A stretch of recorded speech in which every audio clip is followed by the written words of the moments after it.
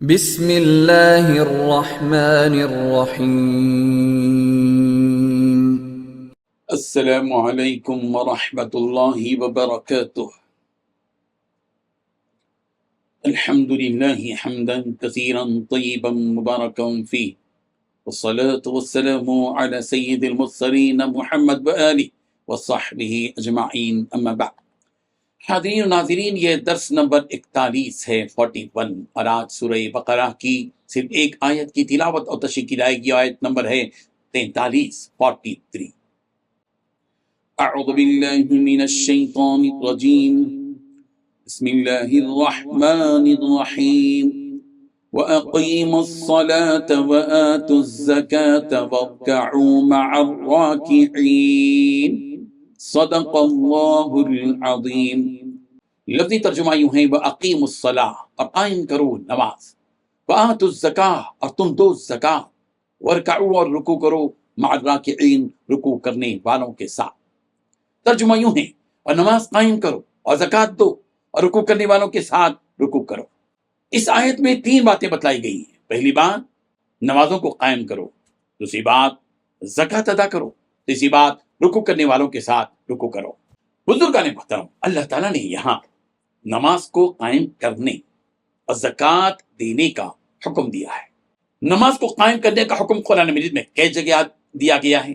سورہ بقرہ کی آیت نمبر 83، 83، سورہ بقرہ کی آیت نمبر 110، 110، سورہ نساء کی آیت نمبر 77، 77، اور سورہ نساء کی آیت نمبر 103، 103، سورہ انعام کی آیت نمبر 72، 72، سورہ یونس کی آیت نمبر 87، 87، سورہ حج کی آیت نمبر 78، 78، سورہ نور کی آیت نمبر 56، 56، سورہ روم کی آیت نمبر 31، 31، سورہ لقمان کی آیت نمبر 17، سورہ 17، سورہ احزاب کی آیت نمبر 33، 33، سورہ مجادلہ کی آیت نمبر 13، 13، سورہ مزمل کی آیت نمبر 20، 20، اور سورہ بینہ کی آیت نمبر 5۔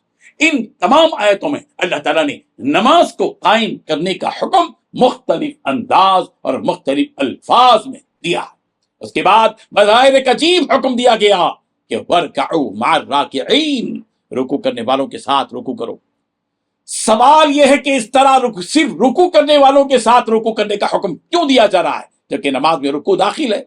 اس سلسلے میں التفسیر منیر میں وضاحت موجود ہے کہ بنی اسرائیل کی نماز میں رکوع ہی نہیں تھا، قیام تھا، سجدہ تھا، قعدہ تھا، رکوع نہیں تھا۔ شریعت محمدیہ کی نماز میں رکوع شامل ہے۔ ایمان والوں کو حکم دیا جا رہا ہے کہ اب تمہیں بنی اسرائیل کی نماز کی طرح نماز قائم نہیں رکھنا ہے، بلکہ رسول رحمت صلی اللہ علیہ وسلم کے طریقے کے مطابق نماز ادا کرنا ہے۔ اور آپ علیہ الصلوۃ والتسلیم نے جو نماز اپنی امت کو سکھلائی ہے اس میں رکوع بھی داخل ہے، اس لیے رکوع کرنے والوں کے ساتھ رکوع کرو۔ مفسرین نے وَارْكَعُوا مَعَ الرَّاكِعِينَ سے فرض نماز کو جماعت کے ساتھ ادا کرنے کی طرف اشارہ دیا ہے کہ فرض نمازوں کو اکیلے گھر میں مت پڑھو، اگر مرد ہو تو تمہارے لیے انتظام مسجد میں، جاؤ مسجد کے اندر اور رکوع کرنے والوں کے ساتھ رکوع کرو، یعنی نماز پڑھنے والوں کے ساتھ نماز پڑھو، یعنی جماعت کے ساتھ نماز پڑھو کہ امام آگے ہوگا اور تم اس کی اقتداء کرتے ہوئے نماز ادا کرو گے۔ 5 وقتہ نمازیں اسی طرح پڑھو۔ حضرت عبداللہ بن مسعود رضی اللہ عنہما نے فرمایا کہ بلا شبہ میں نے اپنا وہ زمانہ دیکھا ہے، نماز با جماعت سے صرف وہی شخص پیچھے رہ جاتا تھا جو منافق ہوتا، اور اس کا نفاق کھلا ہوا سب کو معلوم ہوتا تھا، یا کوئی مریض ہوتا، بیمار، بلکہ مریض کا بھی یہ حال تھا کہ وہ آدمیوں کے سارے چل کر آتا تھا، یہاں تک کہ نماز میں حاضر ہو جاتا تھا۔ اور فرمایا کہ بلا شبہ تم کو رسول اللہ صلی اللہ علیہ وسلم ہدایت کے طریقے بتلاتے ہیں، اور ہدایت کے طریقوں میں سے ایک یہ بھی ہے کہ مسجد میں نماز پڑھی جائے جس میں اذان دی جاتی ہے۔ یہ مسلم کی روایت۔ اس آیت میں نماز کے ساتھ زکوٰۃ کی ادائیگی کا بھی حکم دیا گیا ہے۔ نماز اور زکوٰۃ دونوں میں مناسبت یہ ہے کہ نماز سے دلوں کی پاکی اور صفائی ہوتی ہے، اور زکوٰۃ سے مال کی پاکی اور صفائی ہوتی ہے۔ نماز با جماعت سے اتحاد و اتفاق پیدا ہوتا ہے، اور زکوٰۃ سے مالداروں اور غریبوں کے درمیان میں حائل دیوار ٹوٹ جاتی ہے، فاصلے ختم ہو جاتے ہیں، اور آپس میں ہمدردی، بھائی چارہ اور غمخواری پیدا ہو جاتی ہے۔ وہ آیات جن میں پروردگار نے نماز کو قائم کرنے کا حکم دیا ہے، تو تفصیل کے ساتھ ہم آپ کے سامنے بیان کرتے ہیں۔ ہم نے صرف حوالہ دیا تھا، آیات کے کچھ ٹکڑے بھی آپ کے سامنے بیان کرنا چاہتے ہیں۔